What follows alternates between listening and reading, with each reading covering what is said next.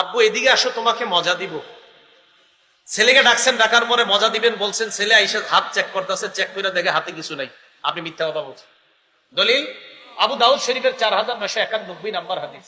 হাদিস শুনেন, আব্দুল্লাহ ইবনে আমির রাদিয়াল্লাহু তাআলা আনহুর বর্ণনা, তিনি বলেন, দাতনি উম্মি রাসূলুল্লাহ সাল্লাল্লাহু আলাইহি ওয়াসাল্লাম ফি বাইতিনা, আমার আম্মা আমাকে ডাক দিয়েছেন। আল্লাহর নবী আমাদের বাসায় ছিলেন, আম্মা আমাকে ডাক দিয়েছেন। ডাক দেওয়ার পর আম্মা আমাকে বললেন, হ্যাঁ তাল উতিকা শাইআন, আব্বু এদিকে আসো, তোমাকে আমি কিছু দিমু, এদিকে আসো আব্বু কিছু দিমু।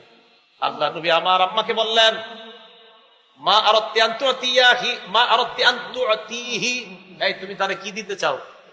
তো কয়, হুজুর উতিহি তামারা, আমি আমার ছেলের খেজুর দিব। নবীজি কয়, সত্যি খেজুর দিবা? বুঝলেন, তুমি আসলে খেজুর দিবা? জি হুজুর, খেজুর দিব।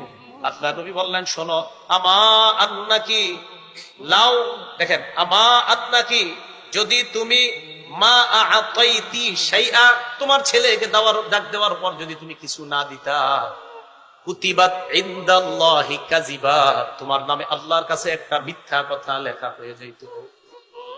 আব্বু এদিকে আসো, মজা দিব।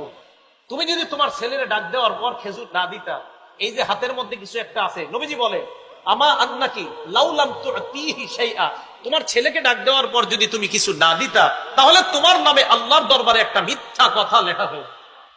এখন সত্যি করে বলেন তো, আমাদের সমাজে অনেক ভালো মানুষরা আমরা বাচ্চাদেরকে এইভাবে ধোকাটা আমাদের দ্বারা হয়ে যায়। এটা কিন্তু করবেন না। এখন আপনারা বাচ্চারা মুরগি আর কবুতর রয়ে ধোকাটা দেন। মুরগি জবাই করার জন্য মুরগির এইভাবে ডাক দেন, হাতে আদার, মুরগি মনে করছে সত্যি আদার আছে, বেচারা আসছে, আসার পরে আপনি আদার না দিয়ে ধরে জবাই করছেন, এটা আপনি মিথ্যা কথা বলছেন। ঠিক, হ্যাঁ। আজকে আপনারা মানে সবাই টেনশনে, কি ইডি আপনি কি কইতেছেন? আনতেছি ভাই, আমি তো হাদিস শোনাইতেছি।